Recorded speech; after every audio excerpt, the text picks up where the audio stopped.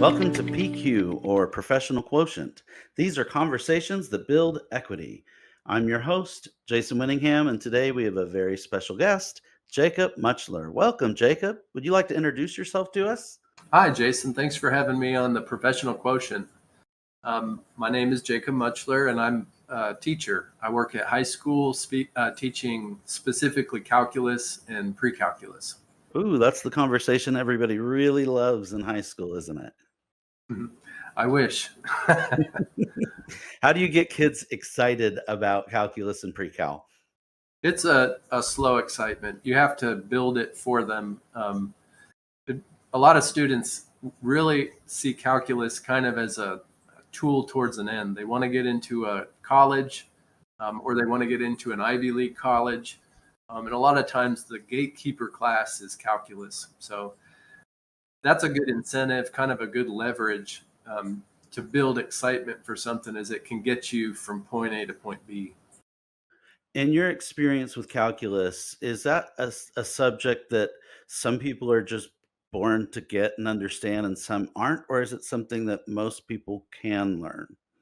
I believe that anyone can learn calculus. The ideas are very straightforward. A lot of times it's just the language or the notation that's confusing. So I think that the concepts um, are something that anyone can grasp.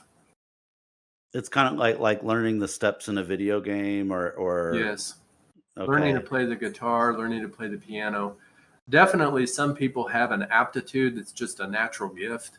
Mhm. So, if with that analogy, some people can just sit down and play the piano. Some people can understand math just by reading it. Interesting. So that's got to be challenging because every student's at a different level. Absolutely. Yeah. Every student has a different way of thinking. Mhm. So what do you do to accommodate so many different thinkers? To me, it's always kind of a ping pong, presenting something for everyone to consider, and then giving everybody a chance to work through it and watching how they do it. Watching somebody's work is really insightful in terms of how do they learn, or what are their strengths. Neat. So you kind of follow their strengths and try to support in that area? Yes, and often that kind of watching for their strengths reveals some very surprising, like, insights. Students are all the time coming up with different ways that are just their natural problem solving kind of approach. Um, and if you give them a chance, they really do come up with kind of brilliant, unexpected ways of seeing stuff. Hmm, that's cool. And so what kind of drew you into education? I've always loved learning myself, Mhm. even as a kid going through elementary, really all the way through high school. I loved learning all the subjects. So that was kind of, I think every teacher at heart loves to learn. Mhm. I So hope so. I hope so. That was an early kind of draw for me. I didn't realize it at the time. I never really thought to myself I would like to be a teacher. Um, Oh, okay. I did So have you didn't go to school for it? initially no, no. I Oh. went to go study English. Oh, so you became an English teacher with your English degree? Yes, but I wasn't thinking as I went into English that I Wait, was going to you're a teach. math teacher. Hold up. We're gonna have to get Mhm. there. So you started as an English major. Yes. You then decided to be a teacher, or I did you graduated and was not working as a teacher. I was working in a hotel. Oh, okay. Yeah. Okay. And felt in a way that I wasn't where I needed to be. Mm, So I mhm. actually started teaching English as I transitioned from that work. That The, was with, like, a alternative certification then? yes, yeah, at that time, because I'd already had my degree, I really just needed the education component to be able Okay. to be a classroom teacher. Okay, so you started in English. I'm guessing you didn't like English if you changed to math, or tell me about what how you came to changing the math. Sure. I've always loved English literature, Mhm. but I didn't enjoy having to grade and judge students' responses. It felt like a subjective process to me. And I Yeah. don't fault the subject, it's just me. I felt it Mhm. was subjective. Mm. Whereas math is much more objective, it goes to a single answer a lot of times. Mhm. And Mm. as a teacher, I find comfort in that. So Mm. that's where I've also, I think, found my strengths. So you broke into teaching, and you found yourself teaching a subject that you weren't feeling comfortable with. You shot for math then. Is that something that you had to go back and get like a math degree on? Yes, in fact, yeah, I did go back. Thankfully, there's a lot of scholarships that are available to people that are seeking education degrees. I was able to get a scholarship that paid for all my education, with the understanding that I would teach at a low income school and help students that were disadvantaged. For me, that was where I knew I needed to be. So it was very, it worked out well. Okay, so you can really just look up scholarships if you're trying to get into the education world, do that alternative Yes. and that's cool. So there were stipulations with that you had to work in a school system nearby or Yes, it needed okay. to be a school that whose students were predominantly disadvantaged, which means they come from homes with low income. Okay. Mhm. So I've worked primarily in South Dallas, with students here. Okay. Well, thank you for giving us a little insight into the educational world. It's fascinating because it sounds like you're so busy all the time, and you're each one of you as teachers are helping to individually but collectively Mhm. help shape these products of the future. Our next generation coming up. So that's really awesome. So thank you for that. Absolutely, yeah. It's really a joy to work. So often the temptation is to get totally um, into the work, and you don't see that it is the kind of the broad sweep of the work is to help the next generation of our country, to help the next generation of our city. Yeah, absolutely. So it seems like that was a good investment of our local communities to invest in people to become teachers to work here. That's a cool trade-off. I like that. Um, on the PQ podcast, we like to focus on the aspects of our professional equity that we find most valuable. And so those are your skills, knowledge, education, experience, and your community around you. Out of all of those things, what would you say you value the most in your PE portfolio? To me, there's so much that you have to bring um, to that moment in the classroom when you stand before students and try to teach them something. There's the skill that's involved. There's a vast network of people who have worked to get that student right there at that moment. Um, but I think what's most valuable to me is the heart that kind of keeps me going in this mission, which is really caring about students and having a compassion for them and for their futures. Um, all the other things are necessary, the skills, the network, but without the compassion, the the project doesn't move forward. With the compassion, it can move into unexpected success. Hmm. It sounds like it's so hard though, if you don't mind me just sharing that. It sounds like sometimes the compassion might be something that might feel tested at times. When you're I mean, an act of love, like being able to serve other people and constantly be going and constantly be teaching and all that. What do you do to help like recharge yourself or to keep going? What helps me is to keep the perspective that it is better to give something than it is to receive something.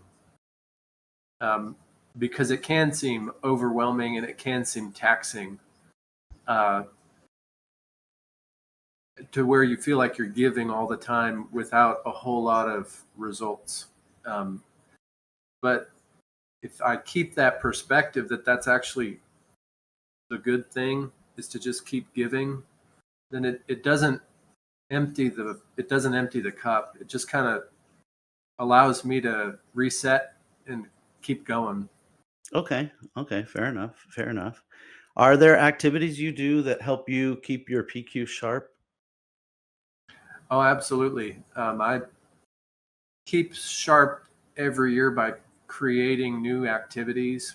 Um, I've not always taught pre-calculus and calculus. I've taught from algebra 1 to geometry to algebra 2.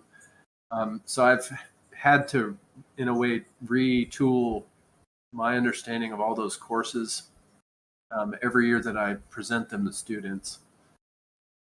So I always stay kind of fresh on the knowledge base, the skills that I bring, mathematics wise.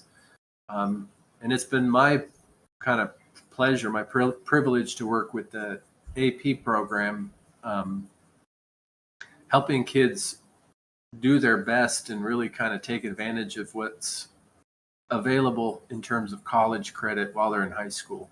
Mm, very cool. Is there advice you'd like to give to people that are thinking about working in your world or are working in your world? The advice I'd give is to, you know, temper your expectations um, in a good way, just so that you know Okay. that small successes are add up, Mhm. um, because it can be a, in a way a thankless role, Mm. but the successes do add up, and especially when you have a chance to kind of reflect and look back, they become very evident. Okay. Okay. That's good advice. I'll hear it. I've had students pop up in the most unexpected places. Um, I remember being at a gas station, and a student of mine just kind of popped up and said, "Hey, Mr. Mutchler," and I didn't totally recognize him at first, but then I kind of saw that it was a student that I had worked with my very first year of teaching, um, and he was cheating, and I called him out on it um, in a meeting with his mom. Oh, shoot. Well, he definitely remembered you. You know, you do that kind of thing, and you think students are going to hate your guts, but to him, he internalized that and told me that he was at college, and that he was doing his work. Okay. Well, you just have to let life remind you as life reminds you. Mm, uh, I see, I see. Are there any other things like insight you'd like to share about the teaching profession to somebody that's thinking about it, for themselves? It's really the place to be if you're a lover of learning. Um, there's a lot of roles that you can do that are towards making money, making a paycheck, and teaching provides that, but it also provides kind of an outlet um, for that personality type who really likes to learn. That may be a good fit for you. How about a recommended guest? Anybody in the teaching profession you'd like to give a spotlight to and help me invite to bring on to the PQ podcast? Absolutely. There's probably too many for you to interview. There's so many teachers who really have poured their lives into their students. One that comes to my mind is a former principal that I worked with, Nikisha Edwards.